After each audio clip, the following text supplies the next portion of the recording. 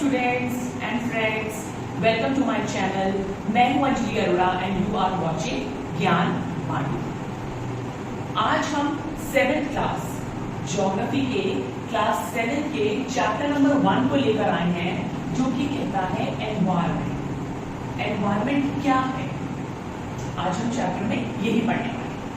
ठीक है, तो सबसे पहले एक छोटी सी इंफॉर्मेशन जो एनवायरमेंट के बारे में है कि एनवायरमेंट जो है एक फ्रेंच वर्ड है जिसका जो कि है एनवायरनर, जिसका मतलब है नेबरहुड।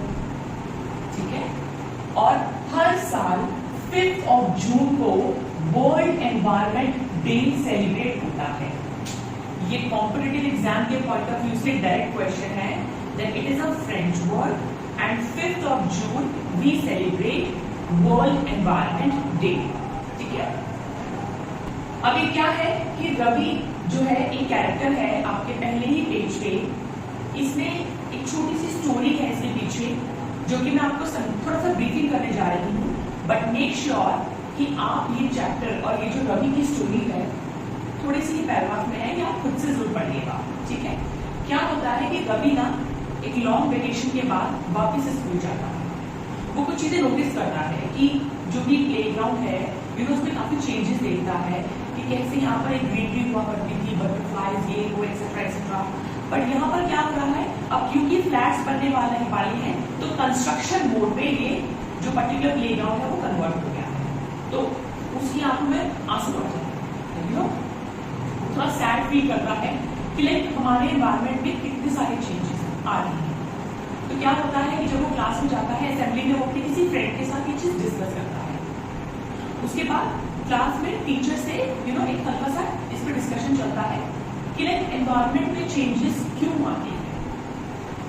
आप ही बताइए, एनवायरमेंट में चेंजेस की जरूरत पड़ती क्यों है, क्यों आते हैं। एनवायरमेंट में चेंजेस सिर्फ इसीलिए आते हैं क्योंकि जो हम ह्यूमन बींग्स की जो डिमांड्स हैं, जो रिक्वायरमेंट्स हैं, जो नीड्स हैं, वो डे बाय डे बढ़ती जा रही है। अब क्योंकि वो बढ़ती जा रही है तो कहीं ना कहीं एनवायरमेंट को हम लोग जाने अनजाने डिस्ट्रॉय कर रहे हैं। तो इसीलिए हमारा जो एनवायरमेंट है कैसे चेंजेस लाता है और हम लोग जो एक नेचुरल चीजें हैं हम उसको अपने हाथ से खोते जा रहे हैं।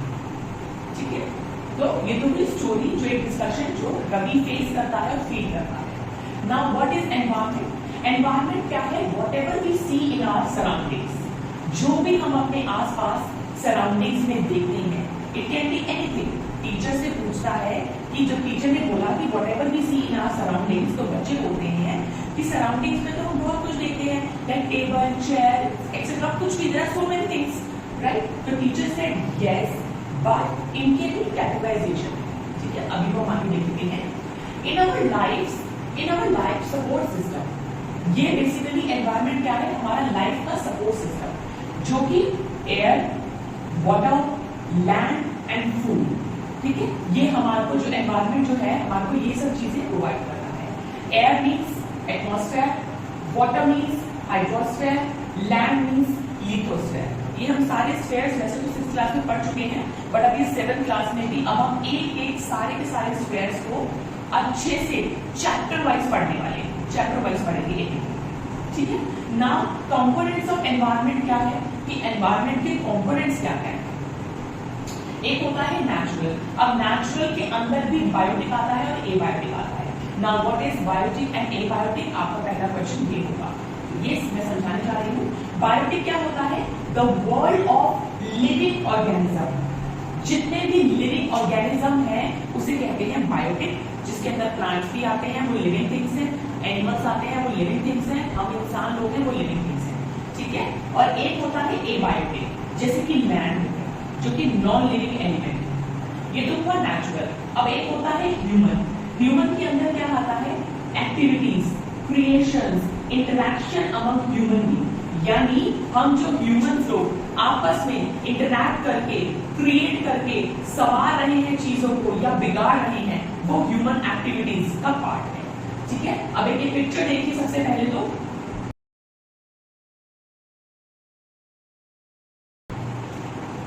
अब इस कंपोनेंट्स में क्या है, अब उसको 3 कैटेगरी में डिवाइड किया हुआ है, तो आपने पिक्चर के थ्रू भी देखा होगा, नेचुरल क्या होता है, जो नेचुरल जो हमारे को नेचर की देन है, जो हमें नेचर से मिल रहा है। नेचर से क्या मिल रहा है, लैंड मिल रहा है यानी लिथोस्फीयर, हवा मिल रही है यानी एटमॉस्फेयर, पानी मिल रहा है यानी हाइड्रोस्फीयर, और लिविंग थिंग्स यानी सबको मिलाकर बायोस्फीयर। ठीक है, एक आता है ह्यूमन मेड। ह्यूमन मेड में क्या है, जो ह्यूमन द्वारा बनाई गई चीजें, जैसे कि बिल्डिंग्स हो गया, जैसे कि पार्क्स हो गए, रोड्स हो गई एंड ब्रिजेस हो गई। एक होता है ह्यूमन, ये तो वो ह्यूमन मेड यानी हम लोगों ने जो बनाया है। एक होता है ह्यूमन, अब ये ह्यूमन ने बनाया नहीं है, बट कहीं ना कहीं हम आपस में इंटरैक्ट करके जो कम्युनिटी बना रहे हैं, या जो हम अपने एनवायरनमेंट को अपनी नीड्स के लिए बिगाड़ रहे हैं या संवार रहे हैं, ये वो कंपोनेंट्स का पार्ट है। तो उसमें इंडिविजुअल भी है, फैमिली भी है, कम्युनिटीज भी है, रिलीजन भी है, और बहुत कुछ है जो कि आप इमेज में देख पा रहे हैं। ठीक है, तो एनवायरनमेंट क्या है, basically it is a combination of natural and human made phenomena. ठीक है, बाय द नेचुरल के अंदर क्या आता है, बायोटिक एंड एबायोटिक कंडीशन आती है जो हमारे अर्थ में एग्जिस्ट करती है। तो ये तो हुआ एक बेसिक इंट्रोडक्शन एनवायरनमेंट और उसके कंपोनेंट्स का। अभी नेक्स्ट आने वाले हम लोग अब जो इसके बारे में जो नेक्स्ट टॉपिक हम लेकर आएंगे, वो बेसिकली एनवायरनमेंट के जो कंपोनेंट्स हैं उसमें भी नेचुरल, अब हम एक एक करके बाकी को पढ़ने वाले हैं। ठीक है, आगे बढ़ते हैं। अब जो है हम लोग नेचुरल एनवायरनमेंट के बारे में पढ़ने वाले हैं कि नेचुरल एनवायरनमेंट में क्या क्या आता है। Natural environment basically consist of land, air, water, animals and plants. ठीक है, नेचुरल एनवायरनमेंट में basically land, air, water, plants and animals आते हैं, यानी बायोटिक एंड एबायोटिक। अब बायोटिक और एबायोटिक क्या है वो हम इससे पहले वाले में पढ़ चुके हैं। ठीक है, तो सबसे पहले हम लोग नेचुरल एनवायरनमेंट का लैंड पार्ट को पढ़ने वाले हैं। Land part, lithosphere. Lithosphere means land वाला एरिया, जो जमीन होती है। ठीक है ना, अब क्या है, it is solid crust on hard top layer of the earth. जैसे कि अर्थ है, ठीक है, इसका जो टॉप मोस्ट लेयर है यानी जो हार्ड वाला एरिया है, यानी जो जमीन वाला एरिया है, उसे लिथोस्फीयर कहा गया है। It is made up of rocks, minerals and covered by thin layer of soil. हमारा जो जमीन है, हमारा जो लैंड है, वो रॉक से, मिनरल से और एक बिल्कुल पतली layer, thin layer of soil से बना हुआ है, कवर्ड है। ठीक है, कंसिस्ट ऑफ यानी lithosphere consist of landforms such as mountains, plateaus, plains, valleys and etcetera. अब ये जो लैंडफॉर्म्स हैं, ये ऐसा तो है नहीं कि ये सबके सब हवा में बन जाएंगे, जाहिर सी बात है, ये जमीन पे है, हम लोग जमीन पे हैं, हम लोग लैंड वाले एरिया पे हैं, यानी हम लोग लिथोस्फीयर पे खड़े हैं। ठीक है, माउंटेन्स क्या है, माउंटेन्स, प्लेट्यूज क्या है, टेबल टॉप जो एरिया होता है, जैसे प्लेन्स हो गए, अभी जो उठा हुआ एरिया है उसे प्लेट्यूज कहा जाता है, और प्लेन्स तो मतलब खुले खुले हो गए, जैसे प्लेन्स हैं, खुले खुले बनते जा रहे हैं। ठीक है, और वैलीज क्या है, ये जो, ठीक है, माउंटेन्स के बीच में है, इसे वैलीज कहा जाता है। ठीक है, अब lithosphere is a domain that provide us forest, grassland for grazing, land for agriculture, human settlement. We get minerals from lithosphere। अब ये पॉइंट समझने वाला है, ये पॉइंट क्या कहना चाहता है कि बेसिकली लिथोस्फीयर एक ऐसा स्फीयर या ऐसा डोमेन है जो हमें फॉरेस्ट देता है, यानी कि हमें जंगल मिलते हैं, ग्रासलैंड फॉर ग्रेजिंग, ये जो हम लोग जितने एनिमल्स होते हैं, ये जो घास खाते हैं, ये कहाँ पर उगती है, हवा में तो उगती नहीं, जमीन पर उगती है। ठीक है, हमें एग्रीकल्चर के लिए लैंड, या फिर हमारे घर, ह्यूमन सेटलमेंट के लिए जितना भी हमारा जो भी एरिया लगता है या जो भी हम बनाते हैं, वो सब लैंड में ही तो होता है ना। तो इसलिए लैंड जो है, लिथोस्फीयर हमारे नेचुरल एनवायरनमेंट का एक बहुत ही अहम डोमेन है। ठीक है, और we get minerals from lithosphere. Minerals जैसे कि कोल हो गया, कोल भी कोई हवा में तो पैदा होगा नहीं, ये जितना भी मिट्टी है, सॉइल है, जमीन पर ही तो हमें ये सब मिनरल्स मिलते हैं। ठीक है, तो नेक्स्ट जो स्फीयर है हम वो पढ़ने वाले हैं अब, वो है hydrosphere. Hydrosphere means water area, जो डोमेन ऑफ वाटर इसे कहा जाता है। ठीक है, जितना भी पानी वाला सोर्स हो गया उसे हाइड्रोस्फीयर कहा जाएगा। It comprises various source of water and different type of water bodies, जैसे कि लेक्स हो गया, रिवर, सीज, ओशियंस, ये जितना भी हमारे पास जो सोर्स ऑफ वाटर है और जो वाटर बॉडीज हैं, यानी वाटर रिलेटेड डोमेन हमें हाइड्रोस्फीयर कहा जाता है उसे। और ये हमारे लिविंग ऑर्गेनिज्म के लिए बहुत ही महत्वपूर्ण है, एसेंशियल है। हम लोग पानी के बिना सर्वाइव कर सकते हैं? आप 2 दिन पानी के बिना रह के दिखाइए तो यू गेट टू नो कि हाइड्रोस्फीयर यानी वाटर हमारे लिए कितना एसेंशियल है। ठीक है, नेक्स्ट आता है एटमॉस्फेयर। अब एटमॉस्फेयर को समझते हैं। The thin layer of air surrounding the atmosphere. अब मैं यहाँ खड़ी हूँ, मेरे आसपास हवा है। अब वो हवा कैसे है? एटमॉस्फेयर में एक थिन लेयर है बेसिकली। अब क्या है, लेट्स से यहाँ पर समझाती हूँ आपको। लेट्स से यहाँ है, ठीक है, हमारे लैंड में एक ऐसा एटमॉस्फेयर की थिन लेयर है, नेचुरल लेयर है, जो कि एटमॉस्फेयर कहलाएगा।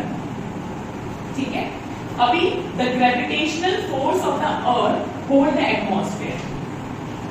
अब जो ग्रेविटेशनल फोर्स है हमारे अर्थ का, ग्रेविटेशनल फोर्स क्या होता है, क्या करता है, ये बेसिकली एटमॉस्फेयर को बांधे रखता है, होल्ड करके रखता है, ताकि हमारे ऊपर एक एटमॉस्फेयर की लेयर बनी रहे। ठीक है, it protect us from the harmful rays and scorching heat from the sun. ये बेसिकली जो थिन लेयर है हमारे एटमॉस्फेयर की हमारे ऊपर, ये बेसिकली सन की जो हार्मफुल अल्ट्रावायलेट रेज है उससे बचाता है। स्कॉचिंग जो हीट होती है, जला देने वाली, बिल्कुल उससे हमारे को ये पर्टिकुलर थिन लेयर हमारे को प्रोटेक्ट करती है। और ये जो पर्टिकुलर लेयर है, थिन लेयर पर्टिकुलर एटमॉस्फेयर की, इसमें नंबर ऑफ गैसेस भी इंक्लूड है, डस्ट भी इंक्लूड है, वाटर वेपर्स भी इंक्लूड है। डस्ट कैसे होता है, कई बार तो बिल्कुल छोटे छोटे पार्टिकल्स होते हैं डस्ट के, जो हमें विजिबल नहीं होते, बट कहीं ना कहीं हमारे एनवायरमेंट में चारों तरफ रहते हैं। और वाटर वेपर भी रहता है। अब क्योंकि जिस पर्टिकुलर एरिया पे ज्यादा धूप पड़ेगी, ठीक है ना, तो वो कैसे पानी को इवेपोरेट कर लेगी और फिर बारिश होती है। तो वो वाटर वेपर के जो पार्टिकल्स हैं वो भी हमारे उस पर्टिकुलर थिन लेयर में मौजूद रहते हैं। ठीक है, अब change in atmosphere means change in weather and climate. अब जैसे जैसे हमारा एटमॉस्फेयर चेंज होगा, हमारे वेदर या क्लाइमेट में चेंजेस आएंगे। कैसे, एग्जांपल के रूप में समझाती हूँ। लेट्स से मैं यहाँ खड़ी हूँ, ऑब्वियसली मैं खड़ी हूँ यहाँ पे, गर्मी का टाइम है, समर चल रही है। ठीक है, समर में क्या होता है, सन रेज हमारे ऊपर डायरेक्ट होती है। ठीक है, कितनी ज्यादा गर्मी होती है, हम हॉटनेस फील करते हैं। लेकिन जैसे जैसे ये चीजें विंटर्स होगा, यानी हमारे एटमॉस्फेयर में चेंजेस आएंगे, तो हमारे डस्ट पार्टिकल उतने गर्म नहीं होंगे। ठीक है, तो हमारा तो थोड़ा सा कोल्ड फील होगा, क्योंकि सनरेज डायरेक्ट तो होती नहीं हम लोगों पर। ठीक है, विंटर्स में। तो ये बेसिकली एटमॉस्फेयर के बारे में बताया गया है। ठीक है, अभी एक पर्टिकुलर पिक्चर देखिए एक बार अपनी स्क्रीन पर।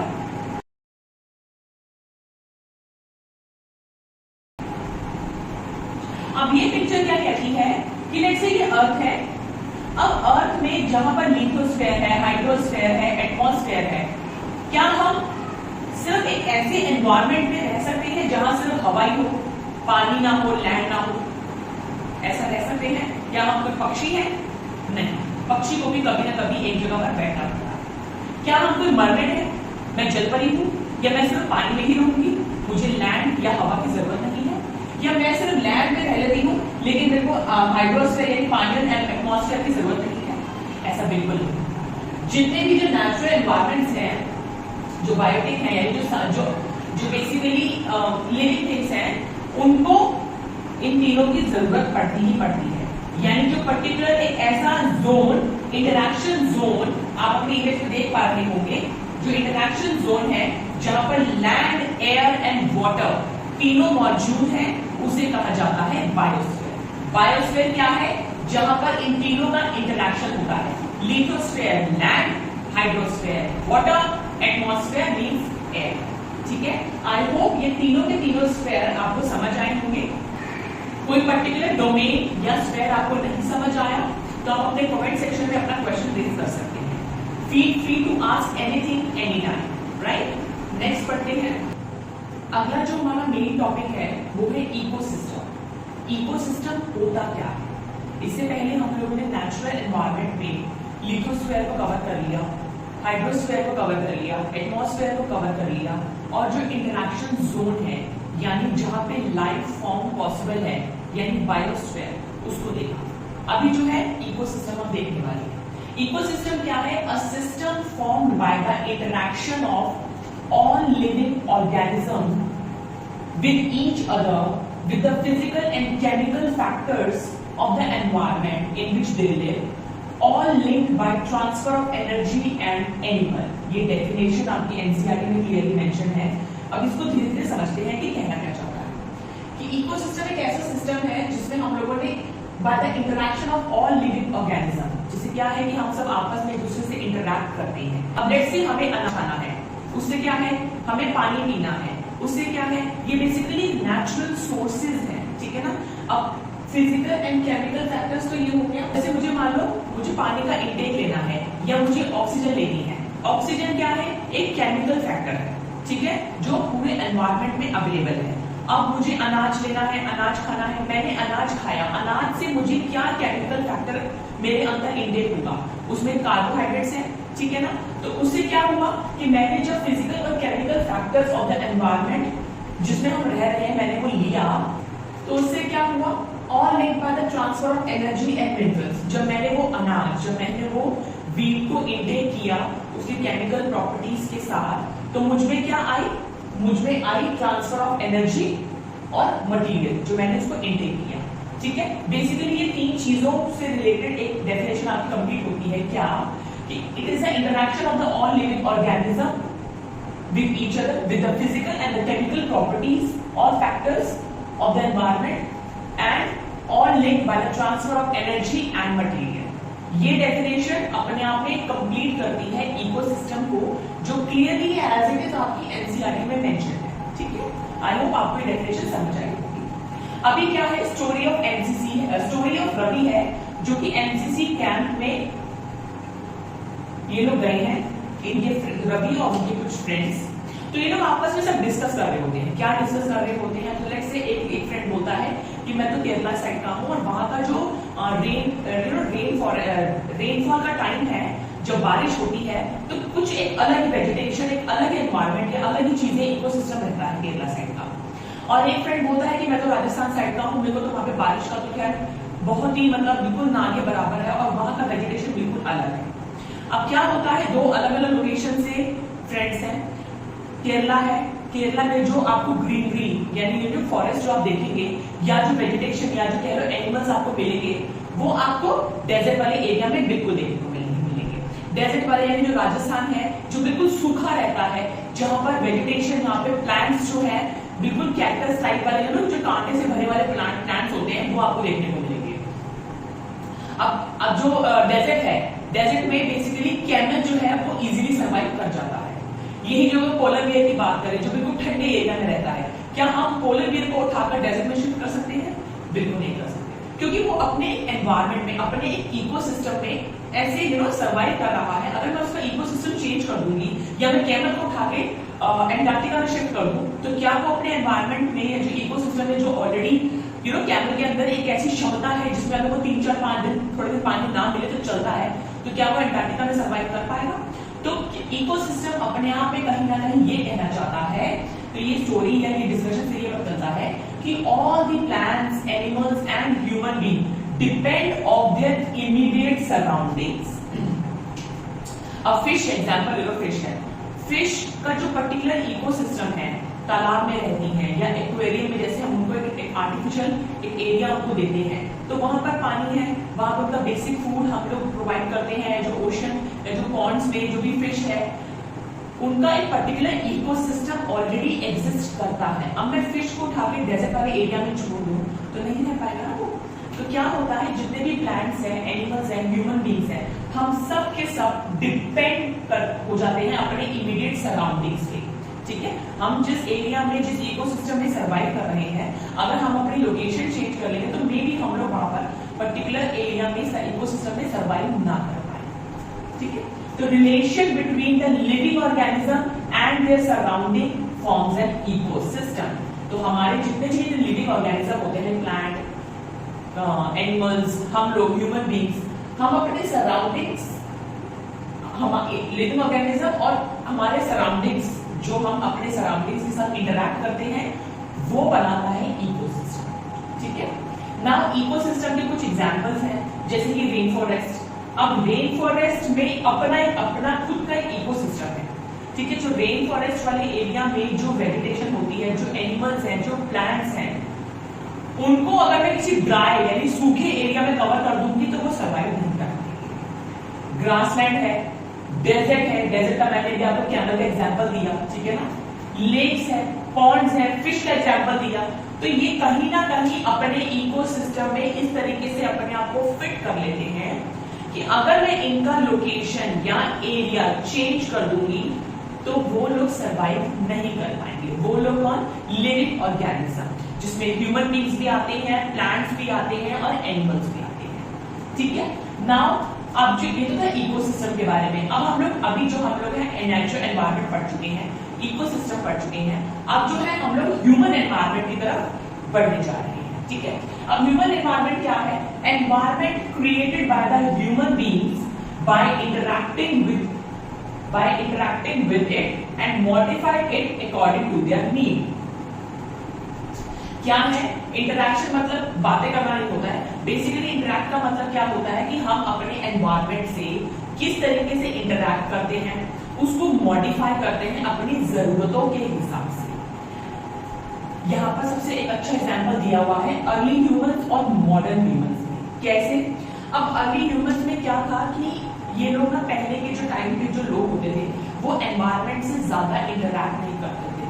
ऐसा नहीं है कि मैं पेड़ पौधों से बातें कर रही हूँ, बट इंटरेक्शन का मतलब होता है हम अपने एनवायरनमेंट से अपना बेस्ट पॉसिबल वे कैसे निकाल रहे हैं, अपनी जरूरतों के हिसाब से उसको कैसे चेंज कर रहे हैं, कन्वर्ट कर रहे हैं। एग्जांपल देती हूँ, पहले के टाइम पे क्या होता था कि किसी को भूख लगी है, जंगल गए, कोई हिरन आया, उसको मारा और ऐसे का ऐसे खा गए। उसके बाद फायर इन्वेंट किया।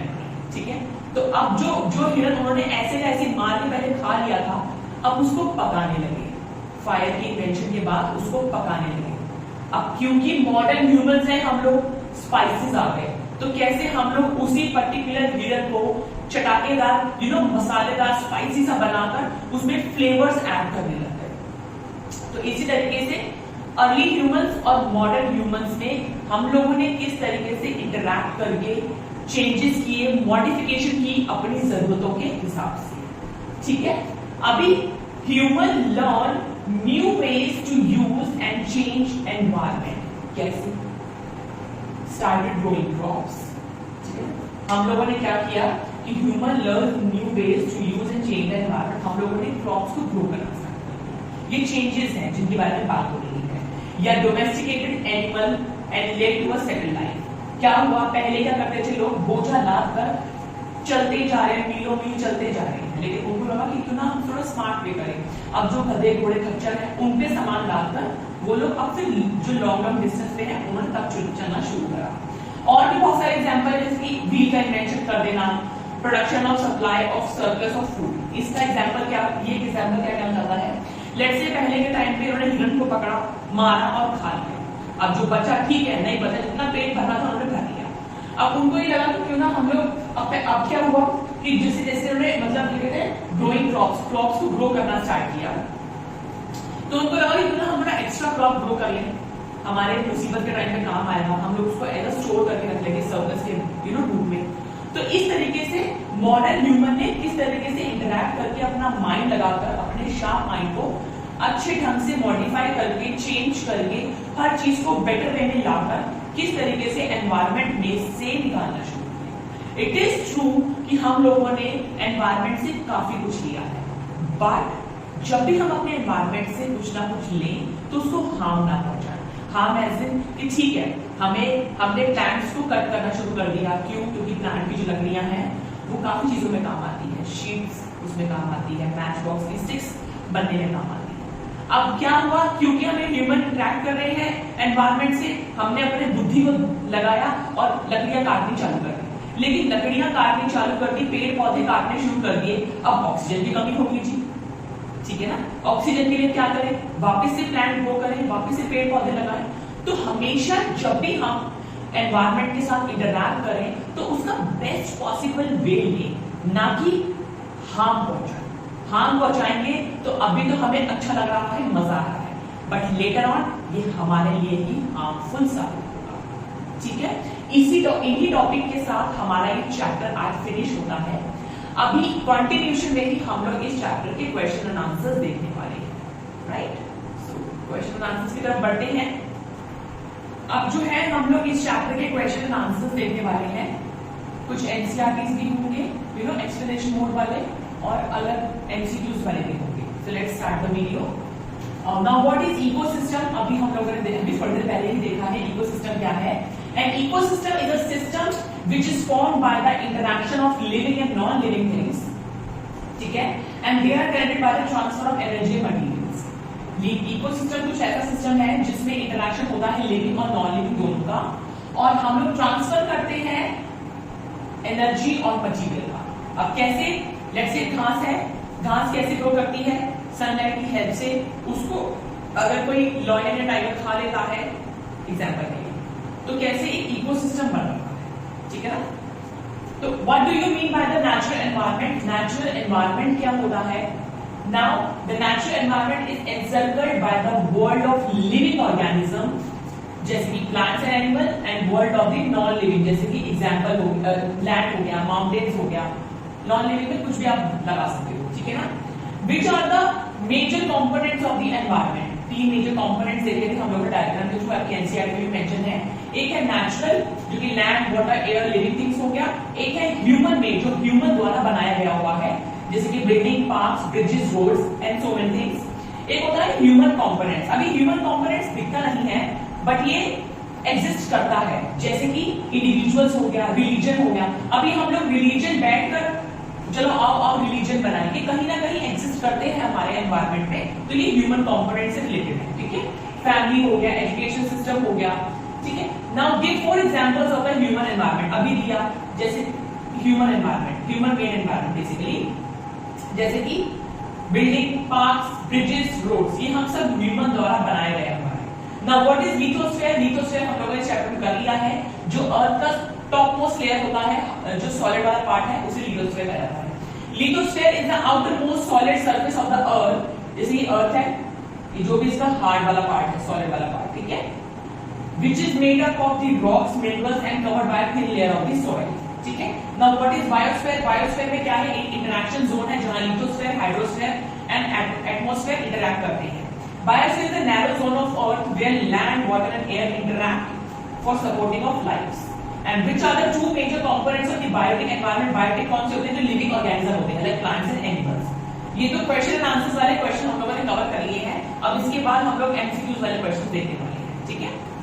नेक्स्ट जो क्वेश्चंस हैं वो है कुछ एमसीक्यूज की फॉर्म में, और एमसीक्यूज के क्वेश्चंस को अटेम्प्ट करने का मैंने सबसे बेस्ट वे ऑफ बता रखा है कि अगर कोई पर्टिकुलर क्वेश्चन का तुम्हें आंसर नहीं पता है, कोई बात नहीं, जो नेगेटिव यानी जो रॉन्ग ऑप्शंस हैं, जो इस पर्टिकुलर आंसर को सूट करेंगे ही नहीं, उनको डिलीट करते जाओ। जैसे डिलीट होंगे अपने आप आंसर्स की तरफ पहुंचते जाओ, ठीक है। तो कहता है question which is not a natural ecosystem. Not पूछा है। फॉरेस्ट, ये तो मैंने बनाया होगा ना, नहीं। डेजर्ट, ये पक्का आपने बनाया होगा, नहीं। फॉरेस्ट एंड डेजर्ट, ये जो नेचुरल इकोसिस्टम है, एक्वेरियम कोई भी बना सकता है, ठीक है ना। तो विच इज नॉट पूछा है, तो वो हुआ aquarium. Now which is not a component of human environment. अब नॉट पूछा है जो ह्यूमन एनवायरनमेंट का मतलब कंपोनेंट नहीं है। कम्युनिटी और रिलीजन, ये कुछ ऐसे ह्यूमन एनवायरनमेंट है, कंपोनेंट ह्यूमन एनवायरनमेंट के कंपोनेंट्स हैं जो दिखते नहीं है, बट कहीं ना कहीं हमारे एनवायरनमेंट में सर्वाइव करते हैं। तो जो लैंड है वो है उसका आंसर, ठीक है। Which is a human made environment, कौन सा ह्यूमन द्वारा बनाया गया है, वो है roads. Which is a threat to environment, हमारे एनवायरनमेंट का कौन सा एक ऑप्शन थ्रेट की तरह है। क्रॉप्स बनाना, उगाना, बिल्कुल भी नहीं। प्लांट्स को ग्रो करना, नेवर। ग्रोइंग पॉपुलेशन, जिस हिसाब से पॉपुलेशन बढ़ती जा रही है, ये हमारे एनवायरनमेंट के लिए एक थ्रेट साबित हो रहा है। Now match the following 1 2 3 4 and 6 options. Quite obvious कि 2 तो ऑप्शन कटेंगे ही कटेंगे। तो हम लोग पहले एक बार ऑप्शन देख लेते हैं कि क्या क्या हमसे पूछा हुआ है बायोस्फीयर के बारे में, एटमॉस्फेयर, हाइड्रोस्फीयर और एनवायरनमेंट। अब आंसर की तरफ बढ़ते हैं। पहला ऑप्शन कह रहा है blanket of air which surround the earth. अब ब्लैंकेट ऑफ एयर बताया था ना, एक थिन लेयर कैसे हमारे एटमॉस्फेयर को कवर करती है, ठीक है। नाउ डोमेन ऑफ वाटर, ये तो है ही हाइड्रोस्फेयर का answer. Gravitational force of earth, ना ये बायोस्फेयर को सूट करता है, ना ये एनवायरमेंट के आंसर के लिए सूट करता है, ठीक है।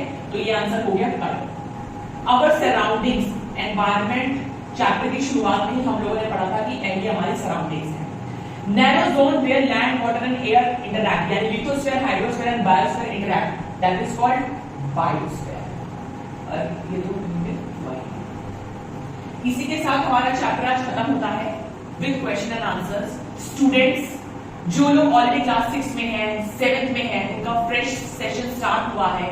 प्लीज हमारे वीडियो को, हमारे चैनल को आगे सब्सक्राइब करें, शेयर करें, लाइक करें, ताकि हमें मोटिवेशन मिल पाए और हम स्टेप बाय स्टेप आपका जितना भी सिलेबस है वो कवर कर पाए। और अपने पढ़ाई के साथ साथ अपने सीनियर्स और जूनियर्स के साथ भी शेयर करें जो कॉम्पिटिटिव एग्जाम की तैयारी कर रहे हैं।